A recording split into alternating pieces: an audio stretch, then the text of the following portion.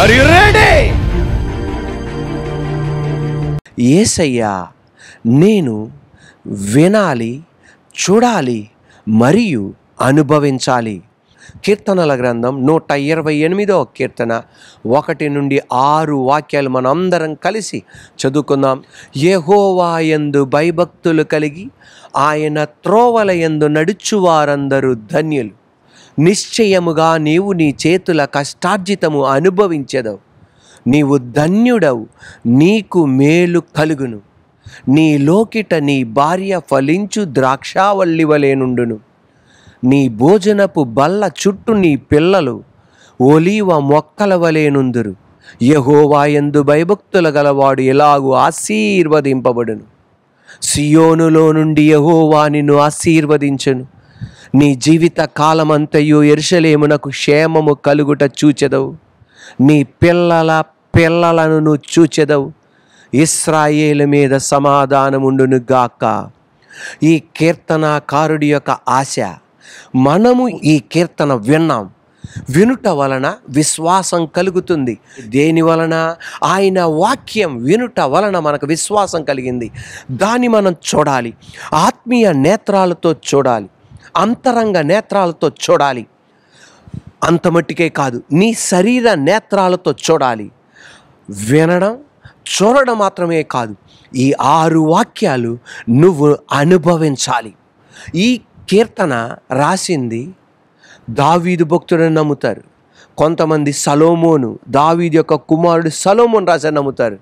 కానీ ఎక్కువ శాతం ఎవరు రాశారని నమ్ముతున్నారంటే భక్తుడైన సలోమోన్ రాశాడు అని నమ్ముతున్నారు. ఈ కీర్తన పైన ఒక మాట కనబడుతుంది, యాత్రా కీర్తన. అంటే ఏంటిది? ఇశ్రాయేలు ప్రజలు అనేక ప్రాంతములో చెదిరిపోయారు. వ్యత్యాసమైన పండగలు జరుగుతాయి. ఆ పండగలకి ఆయా ప్రాంతం నుండి వస్తారు. అప్పుడు ఇసుక ఎడారిలోను అరణ్యములోను ఎవరు లేని మార్గం గుండా వెళ్ళాలి. అటువంటి టైంలో విశ్వాసముతో ఈ పాట పాడుతుంటారు. ఆ పాటకున్న అర్థ ప్రకారం, తండ్రి మేము ఇది వింటున్నాం, అది మేము ఆత్మీయ నేతలతో చూస్తున్నాం, మా శరీర నేతలతో చూస్తాం. అంత మట్టికే కాదు, మేము దాన్ని అనుభవించాలి. మేము మా కుటుంబము ఏం చేయాలంటే అనుభవించాలి. ఈ 6 వాక్యాల్లో, ఈ కీర్తనలో 128, 6 వాక్యాల్లో 4 అద్భుతమైన వ్యక్తులు కనబడతారు. 1 మన దేవుడు కనబడతాడు, 2 భర్త గారు కనబడతారు, 3 భార్య కనబడుతుంది, 4 పిల్లలు కనబడతారు.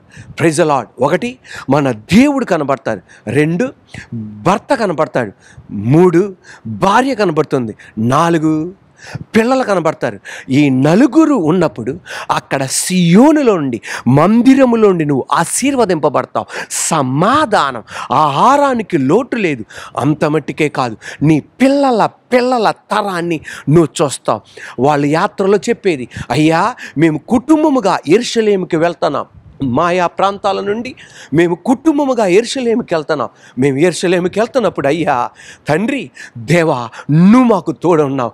భర్తనైనా నేనున్నాను, భార్య అయినా ఆమె ఉంది, మా పిల్లలు ఉన్నారు. అయ్యా తండ్రి ఈ యాత్ర విజయవంతంగా మార్చండి ప్రభువా. Praise the lord. ఈ రోజున నువ్వు నేను ఇశ్రాయేల్ దేశంలో ఉన్న యెరూషలేములోనికి నీకు ఇష్టమైతే వెళ్ళొచ్చు. అంత మట్టుకే కాదు, నువ్వు నేను భూమి మీద నుండి పరలోకమనే యెరూషలేము యాత్రలో ఉన్నాం.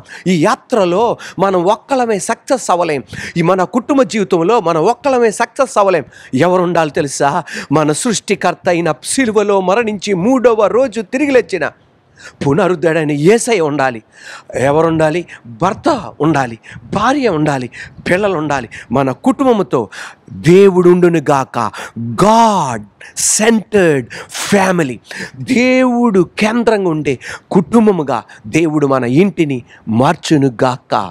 Praise the lord. మనము ఈ కీర్తన వింటున్నాం. ఆత్మీయ నేత్రాలతో మీరు చూడండి, తద్వారా శరీర నేత్రాలతో చూస్తారు. అంతరంగ నేత్రాలతో ఎప్పుడైతే చూస్తారో ఖచ్చితంగా నీ శరీర నేత్రాలతో చూస్తారు. అంత మట్టుకే కాదు, నువ్వు దాన్ని ఏం చేయాలి? అనుభవించాలి. ఎలీషా రాజుగారి యొక్క అధికారితో ఏం చెప్పాడంటే, రేపటి కల్లా ఈ స్థితి మారిపోతుంది అనగానే ఆయన అన్న మాట ఏంటి తెలుసా? దేవుడు ఆకాశ వాకిళ్ళు విప్పినా ఈ అద్భుతం జరగదు. ఈ వాక్కు ఆయన విన్నాడు, చూశాడు, కానీ అనుభవించలేకపోయాడు, తినలేకపోయాడు, ఆ దీవెనలోనికి ఆయన ప్రవేశించలేకపోయాడు. మన బతుకులు అలా ఉండకూడదు. ఈ వాక్యం వింటుండగా నీకు విశ్వాసం కలగాలి. ప్రతి శుక్రవారం ప్రతిరోజు చెప్తున్నారు, ప్రతి ఆదివారం చెప్తున్నారు కాదు, విశ్వాసం కలగాలి. అంతరంగ నేత్రాలతో చూడాలి, శరీర నేత్రాలతో నీకు కనబడాలి. అంతేకాదు, నువ్వు దాన్ని అనుభవించాలి. మోషే చెప్పాడు, క్లిష్ట పరిస్థితిలో ఇత్తడి సర్పం వైపు మీరు చూడండి. వాళ్ళు దాన్ని విన్నారు, విశ్వసించారు, చూశారు, ఆ స్వస్థతని అనుభవించగలిగారు.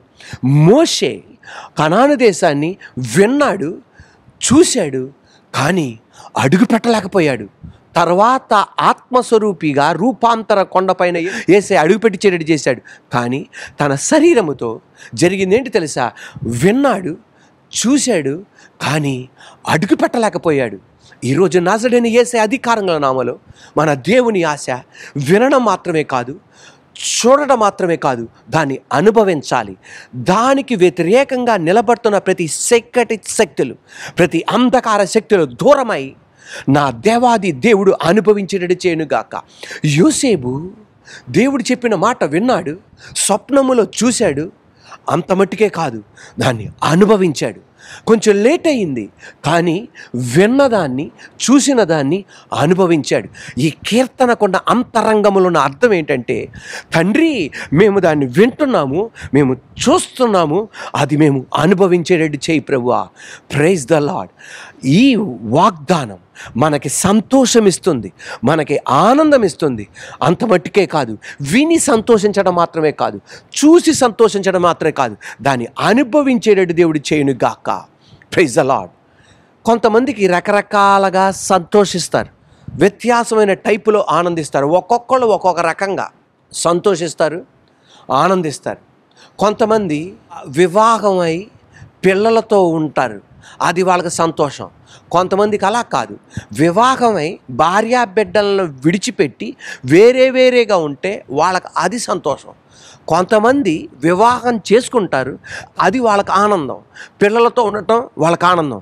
కొంతమంది వెరైటీ వాళ్ళు ఉంటారు, వివాహం అయిద్ది, మాకు పిల్లలు వద్దే వద్దు అంటారు, అది వాళ్ళకి ఆనందం. కొంతమందికి కష్టపడి జీవించటం వాళ్ళకి ఆనందం. కొంతమందికి ఇంట్లో కూర్చొని తినడం అది వాళ్ళకి ఆనందం. కొంతమందికి ఎవరితో కలవరం, వాళ్ళు మాత్రమే గదిలో కూర్చుంటారు, వాళ్ళు చెడ్డోళ్ళని కాదు, అది వాళ్ళకి ఆనందం. కొంతమంది అందరితో కలిసి ఉండాలి, అది వాళ్ళకి ఆనందం. కొంతమంది వాళ్ళకి వాళ్ళే ఆలోచిస్తుంటారు, వాళ్ళకి వాళ్ళే మాట్లాడుతుంటారు, అది వాళ్ళకి ఆనందం. కొంతమందికి అది కాదు, వాళ్ళ మనసులో ఉన్నది 10 మందికి చెప్పాలి, ఆ వేదన ఇంకొకరు చెప్తే పోద్ది, అది వాళ్ళకి ఆనందం. కొంతమందికి దేవుని యందు భయభక్తులు కలిగి ఉండటం అది వాళ్ళకి ఆనందం. కొంతమంది లోకములో ఉన్నవి మొత్తం అనుభవించాలి, అది వాళ్ళకి ఆనందం. సొలొమోనుకి జరిగిన పొరపాటు ఇదే. ఏంటంటే ఆయనకున్నది ఏంటంటే, ఆయన ఏమనుకున్నాడంటే ఈ లోకంలో ఉన్న అన్నీ అనుభవించాలి, ఇదే సంతోషం అనుకున్నాడు. అందువలన అతను ఏమైతే స్టడీ చేయాలో వాటన్నిటినీ స్టడీ చేశాడు. అతను సైన్స్ గురించి స్టడీ చేశాడు, మ్యాథమెటిక్స్ గురించి స్టడీ చేశాడు, హిస్టరీ గురించి స్టడీ చేశాడు, తెలివితేటలు సంపాదించుకున్నాడు, జ్ఞానం సంపాదించుకున్నాడు.